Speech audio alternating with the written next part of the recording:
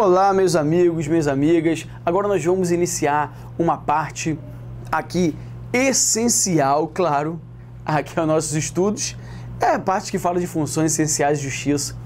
Uma parte muito interessante que se encontra nos artigos 127 até 135 da Constituição Federal. Repare o seguinte, nesse estudo aqui nós vamos encontrar diversos órgãos que serão essenciais à manutenção, à função essencial, à justiça, ao poder judiciário.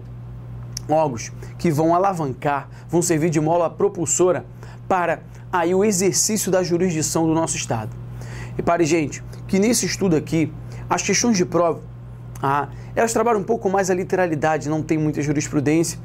E também, nesses pontos, nós vamos perceber que as questões, depois de você resolvendo as questões, elas vão ali, as bancas, na verdade, elas vão trabalhar um pouco mais a parte do Ministério Público, artigo 127 a 130A.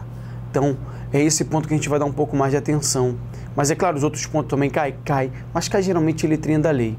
Então, a gente vai entrar no estudo agora dessas funções essenciais de justiça e você vai entender cada dispositivo que se encontra aqui no artigo 127 até 135. Tudo para você acertar as suas questões de prova. Então vamos comigo, preste muita atenção, começando aí esse trabalho, essa parte que fala das funções essenciais de justiça. Repare, olha, a definição eu coloquei para vocês. São todas aquelas atividades ali, públicas ou privadas, profissionais, sem as quais o Poder Judiciário não funcionaria ou funcionaria até mal. Tem o objetivo de dinamizar a atividade jurisdicional, sendo chamadas de funções essenciais de justiça. Repare que essas funções, elas vão servir ali de mola, realmente de mola propulsora, para dinamizar a atuação do Poder Judiciário, essa atividade jurisdicional, a função de dizer o direito, que é feita pelo Poder Judiciário.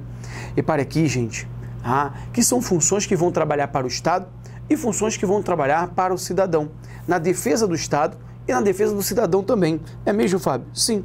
Então nós vamos encontrar ali essas funções essenciais de justiça, trabalhando para a defesa do Estado, onde nós vamos encontrar a Advocacia Geral da União, que se encontra no artigo 131, onde será ali o advogado do Estado, ou melhor, advogado da União, e os procuradores de Estado, Distrito Federal, até mesmo os procuradores do município, os procuradores municipais, artigo 132.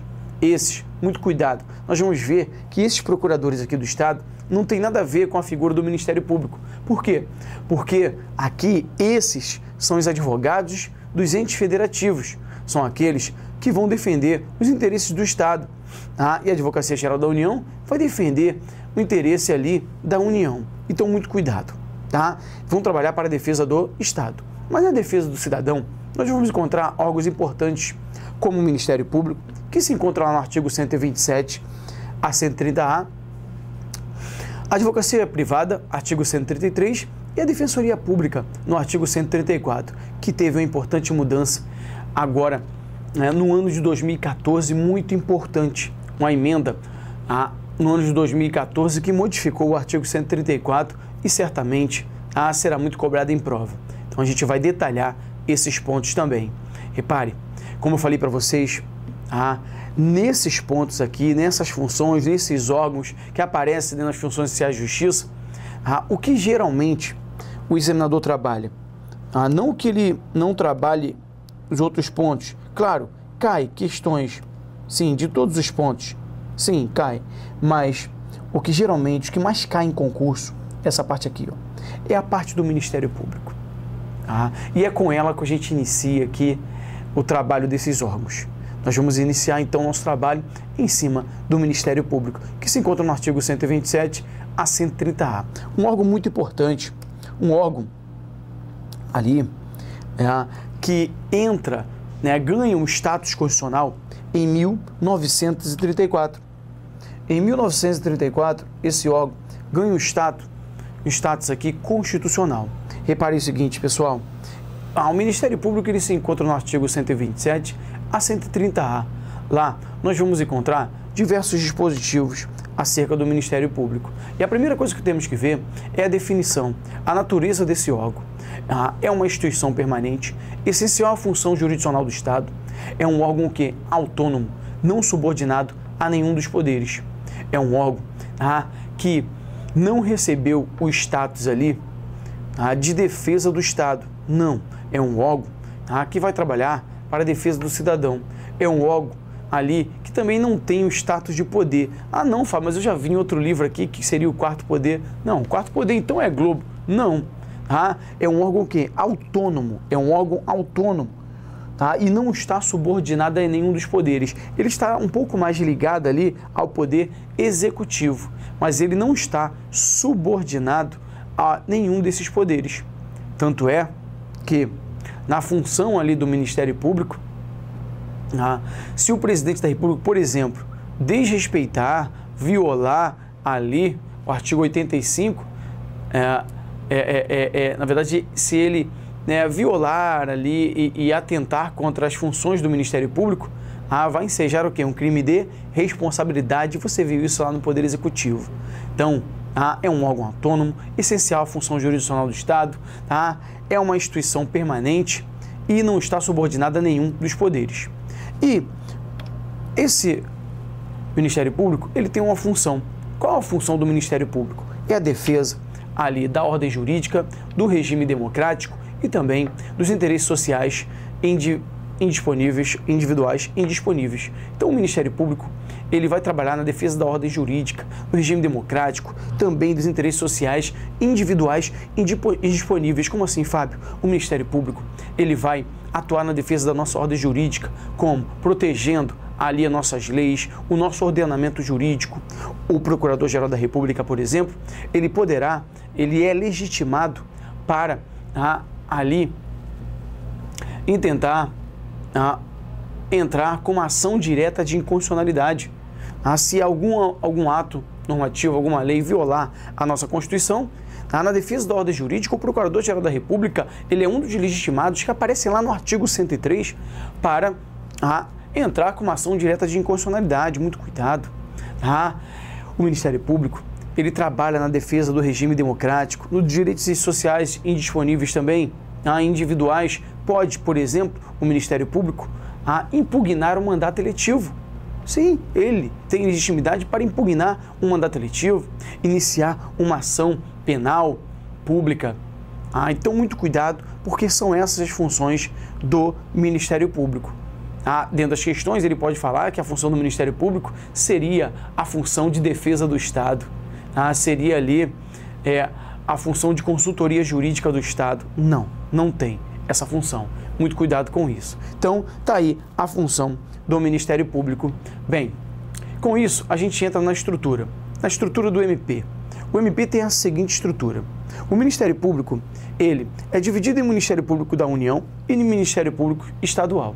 O Ministério Público da União, é importante que vocês saibam isso aí, e cai demais, ele é dividido em 4 ramos. 4 ramos. O Ministério Público Federal, Ministério Público do Trabalho, Ministério Público Militar e Ministério Público do Distrito Federal e Território. São 4 ramos ali da estrutura do Ministério Público da União. Bem, Fábio, calma aí. E o Ministério Público Eleitoral, Fábio? E o Ministério Público Eleitoral? Onde ele vai entrar? O Ministério Público Eleitoral, ele não faz parte ali do Ministério Público da União. E a primeira pergunta que ele vai te fazer em prova é essa aí. Um dos ramos do Ministério Público da União é o Ministério Público Eleitoral. É isso? Eleitoral? Não. O Ministério Público Eleitoral, ele até existe, Fábio? Sim. Mas ele não tem uma estrutura própria. A sua formação, a formação do Ministério Público Eleitoral, ela é o quê? Uma formação mista. É uma formação mista, Ele será composto de membros do Ministério Público Federal e membros do Ministério Público Estadual. Então não tem aqui o Ministério Público Eleitoral. A formação ali é mista. Essa formação é mista, então muito cuidado. Então nós temos o Ministério Público da União e o Ministério Público Estadual. Da União são esses ramos. Muito importante você frisar essa estrutura, porque eu vou usar ela para montar aqui um macetinho para a gente identificar a estrutura do Conselho Nacional do Ministério Público, que é aquele órgão que está lá do lado de fora. Olha lá, ele está do ladinho, o CONAMP, eu chamo de CONAMP. Nós temos o Ministério Público Estadual, mas lá em cima a gente consegue enxergar o CONAMP, a figura do CONAMP.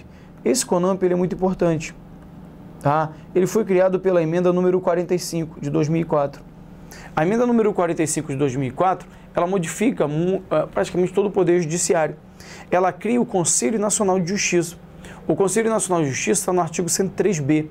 É um órgão disciplinar, funcional, administrativo, financeiro, que vai fazer o controle funcional dos juízes e membros do Poder Judiciário.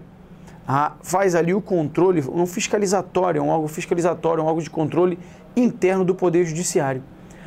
O Conselho Nacional do Ministério Público, CONAMP, ou também chamado CNMP, ele também foi criado juntamente com o CNJ.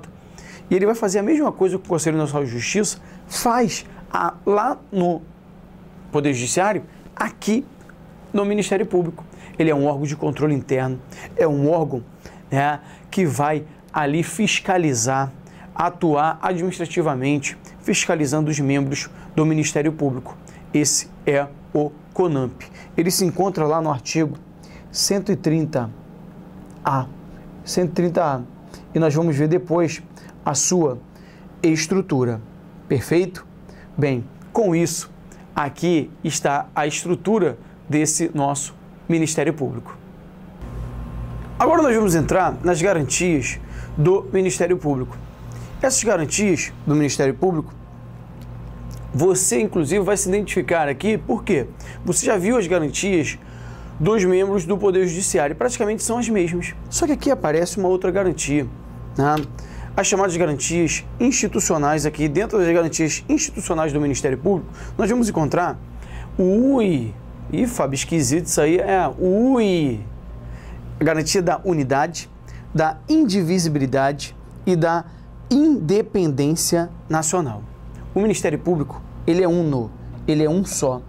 A figura do Ministério Público, olha aqui, o UI, ele é uno, é um só. Aqui nós vamos ver o seguinte, que o Ministério Público, ele é uma unidade e deve ser visto o quê? Como uma instituição única, tá? Sendo a divisão ali meramente o quê? Funcional, uma divisão meramente funcional. Então, há uma unidade, o Ministério Público é um só. Repare o seguinte, há também uma indivisibilidade, tá? Aqui, uno, né? Tá bom, mas uma unidade é a mesma coisa. Há uma indivisibilidade que decorre da unidade, né? Praticamente a mesma coisa. Por quê, Fábio? Porque, na verdade, ali, né, há uma relação com a unidade. Por quê? Porque é possível que o membro do Ministério Público, né, um substitua o outro. Então, na verdade, há uma indivisibilidade, porque quando atua o membro do Ministério Público, está atuando quem? O Ministério Público. Por isso, há uma unidade, uma indivisibilidade, perfeito? Então, quase que a mesma coisa, tá? Então, você pode colocar aí que poderá ter ali, né, substituição de membros, porque quando atua o membro do Ministério Público, tá?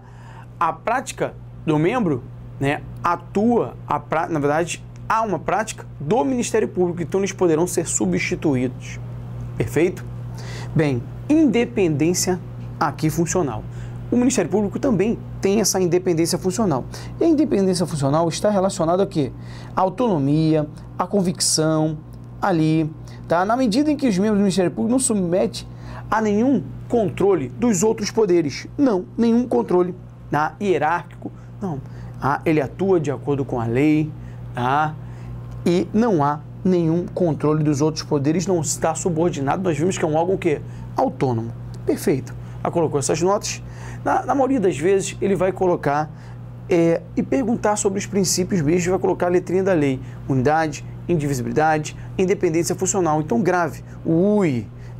Com a frase princípios institucionais, você já consegue identificar. Olha aqui, ó. Princípios institucionais. Olha lá. Indivisibilidade, independência funcional e unidade, ok? Nessa independência funcional, só há mesmo uma questão de chefe, né, de controle hierárquico, que tem um chefe ali do Ministério Público que vai, né, direcionar os trabalhos, enfim, somente esse controle. Mas não há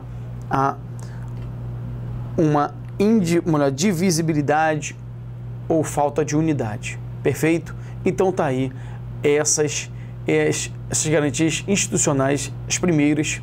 Lembrando o seguinte, que praticamente todas as garantias aqui dos membros do Ministério Público, você vê lá na parte do Poder Judiciário. Mas essas aqui não. Essas não. É somente do Ministério Público. Agora, dentro das garantias ainda institucionais, tá, de autonomia, que se encontra lá no artigo 127, parágrafo 2º a 6º, autonomia FIFA, financeira, funcional, administrativa, essas são as mesmas garantias que aparecem lá no Poder Judiciário, assim como as outras funcionais que estão relacionadas aos membros do Ministério Público. Então o Ministério Público tem essa garantia financeira, autonomia financeira, funcional, administrativa. Autonomia FIFA, olha lá, parágrafo 2º que fala, ao Ministério Público é assegurada autonomia funcional. Aqui, gente, geralmente com a letrinha da lei, por isso eu vou até acelerar um pouco mais.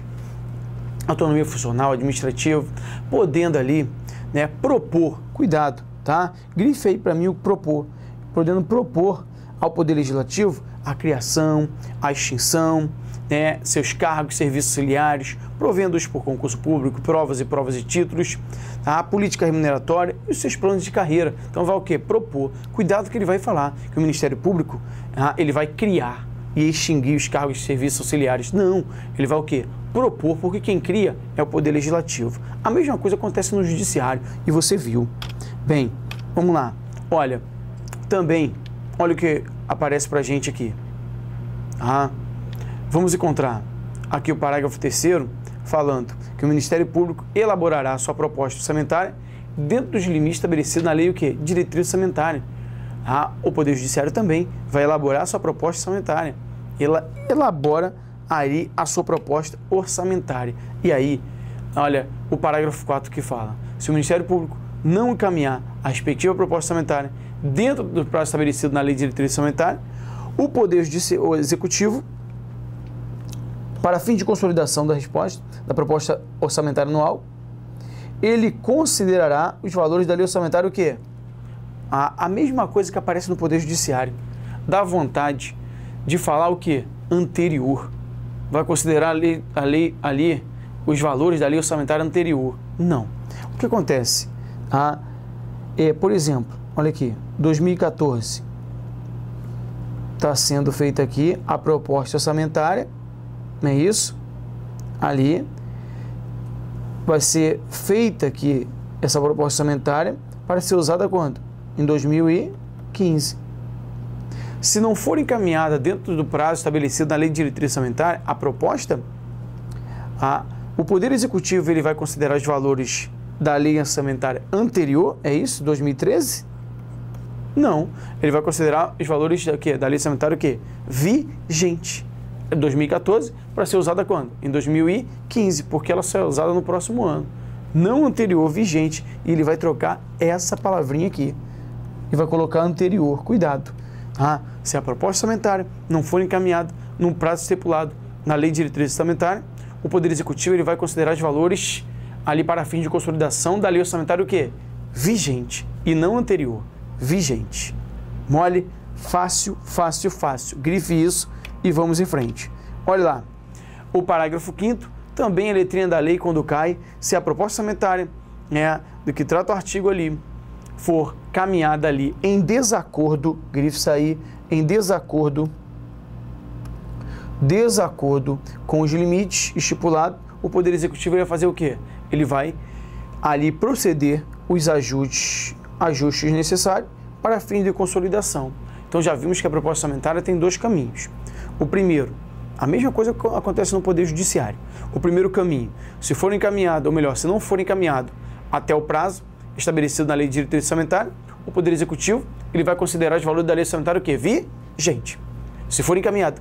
Mas se for encaminhado em desacordo com os limites, o Poder Executivo vai fazer o quê? Os ajustes necessários para fim de consolidação anual, da lei orçamentária anual. Então, fácil demais em relação a elaboração da proposta, e o parágrafo 6º, leitura, que fala que durante essa execução orçamentária do exercício não poderá haver o quê? A realização de despesas ou assunção de obrigações que extrapolem ali os limites estabelecidos na lei de diretriz orçamentária, mas em nenhuma hipótese, não, exceto o quê?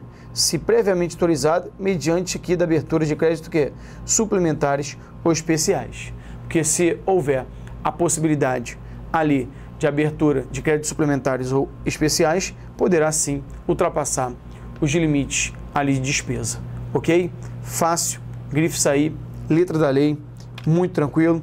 Ainda nas garantias, é importante a gente frisar o seguinte, que foi reconhecida uma outra garantia, uma garantia que fala, que não está expressa aqui, mas que foi reconhecida pelo Supremo. Eu vou até colocar a nota para vocês, olha lá, vou colocar aqui, então anote comigo aí. Olha, é a garantia chamada aqui do juiz natural. Lembra disso? Ou melhor, né? Já aqui, juiz natural não, promotor natural. Lembra da garantia do juiz natural? O juiz natural aparece lá no artigo 5º, inciso 37, você viu isso. Não haverá juiz ou tribunal de exceção. A mesma coisa acontece aqui, né? Aqui a gente consegue, eita, vou mudar aqui a corzinha, olha, caneta, a figura aqui do princípio do promotor natural, que foi sim reconhecido pelo Supremo Tribunal Federal, sim, a figura do promotor natural. Então, aqui, o que vai trazer para a gente? O indivíduo, ele tem o direito de ser julgado por um órgão independente e pré-constituído. Mas, além disso, ele também tem o direito e a garantia constitucional de somente ser processado por órgão independente do Estado, vedando-se, por exemplo, a designação ali arbitrária, o que? Veda a figura de quem? Do promotor ad hoc. Promotor, eita, essa canetinha, eu tomo uma surra, deixa eu apagar aqui de novo, vamos lá, olha, apagando a figura do promotor,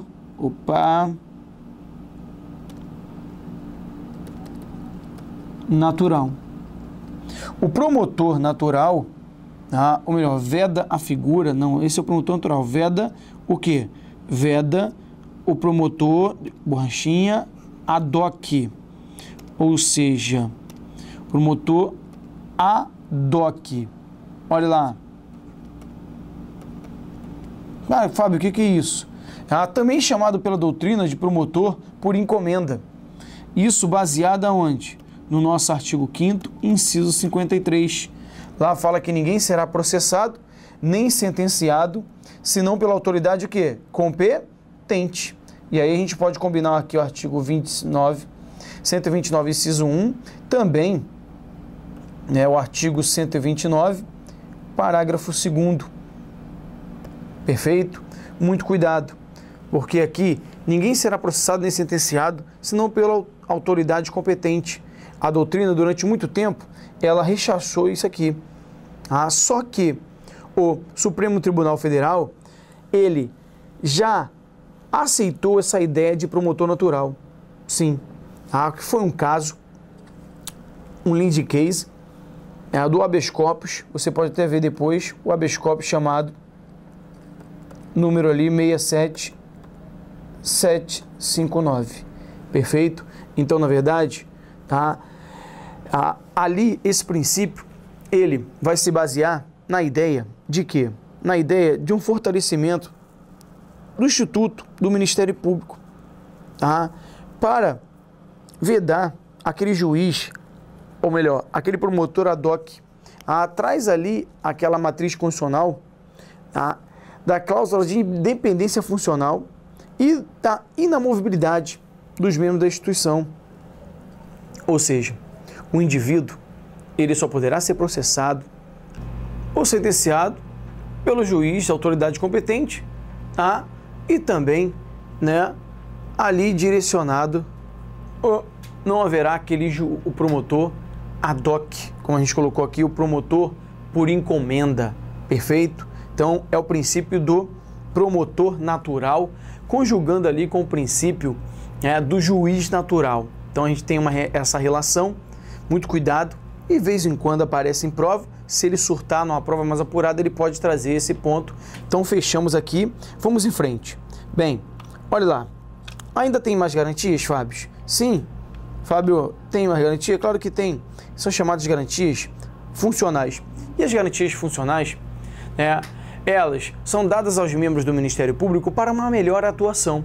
Elas se encontram no artigo 128, parágrafo 5º, inciso 1, tá? E também inciso 2. Nós vamos encontrar as garantias ali funcionais de independência e também de imparcialidade. As garantias de independência, tá, são as garantias da inamovibilidade, da vitaliciedade e da irredutibilidade do subsídio. Olha, Fábio, o magistrado, eu até brinco, ele é INVI, o magistrado. O membro do MP também. Essas garantias também você já viu lá na parte do Poder Judiciário, que são aplicadas aos membros do Poder Judiciário. Aqui acontece a mesma coisa. O membro do Ministério Público, ele é INVI, olha lá, ó. Ele tem a garantia da inamovibilidade, a garantia da vitaliciedade e a garantia da irredutibilidade do subsídio. Sim, sim. Fábio, como assim? A gente vai detalhar isso. Olha, também vamos encontrar as vedações, as garantias aqui. Deixa eu só colocar aqui para vocês. Vou só comentar aqui mesmo.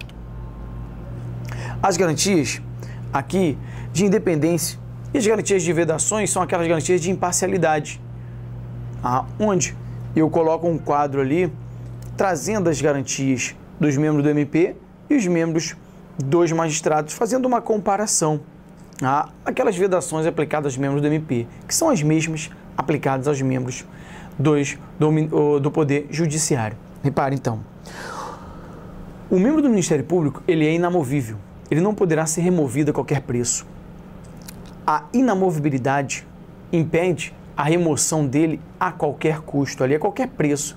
Ou seja, a remoção do membro do MP ou também do magistrado, que vocês já viram, ela só se dará o quê? Por interesse público, mediante decisão o quê? Da maioria absoluta. Da maioria absoluta. Aqui, nesse caso do MP, maioria absoluta do órgão ali competente do Ministério Público, assegurado o quê? Ampla defesa. Então, aqui, essa remoção só acontecerá por maioria absoluta diante da decisão do órgão competente, o órgão colegiado competente do Ministério Público, assegurado o quê? Ampla defesa. Muito cuidado com isso. Já a vitaliciedade, ela também é garantida ao membro do Ministério Público. O membro do Ministério Público é o que? Vitalício. Ele tem garantia da vitaliciedade. Uma vez alcançando a vitaliciedade, ele só poderá perder o cargo por decisão o quê? Judicial transitada em julgado. Transitada em julgado. Então, muito cuidado, porque a vitaliciedade é diferente de estabilidade. A vitaliciedade, uma vez adquirida, o membro do MP ou até mesmo o magistrado só poderá perder o cargo por decisão judicial transitada em julgado. Você vai ser o quê? Estável. Você terá a estabilidade. E essa estabilidade será alcançada após 3 anos de efetivo exercício. Uma vez estável, você poderá perder o cargo em outras situações, como avaliação periódica, pelo PAD, processo administrativo disciplinar, entre outras. O magistrado não. O membro do MP não. Uma vez vitalício, só transitado em julgado. E tem a irredutibilidade do subsídio também. A mesma coisa que é aplicada ao membro do MP, aqui também é aplicada ao membro do Ministério Público. Bem, gente, irredutibilidade do subsídio quer dizer o quê? Que o subsídio dele, do membro do MP, é irredutível. Mas é absolutamente? Não. Aqui nós temos uma irredutibilidade nominal. Como assim, Fábio? A irredutibilidade não é real. É uma irredutibilidade nominal, por quê? Porque ele também está sujeito ao teto remuneratório. Qual o teto remuneratório? É o subsídio de quem? Do ministro do STF. Se o subsídio do membro do MP ultrapassar o subsídio do ministro do STF, será reduzido, porque ultrapassou o teto remuneratório do funcionalismo público. Então, ele também está submetido ao teto remuneratório, ele também está submetido a inflações, Por isso, é uma irredutibilidade relativa, nominal e não real. Fácil, muito tranquilo aqui, essas garantias funcionais de independência. Agora, no próximo bloco, nós vamos detalhar as garantias funcionais de imparcialidade, ou seja, as vedações aplicadas aos membros do MP. Vamos lá?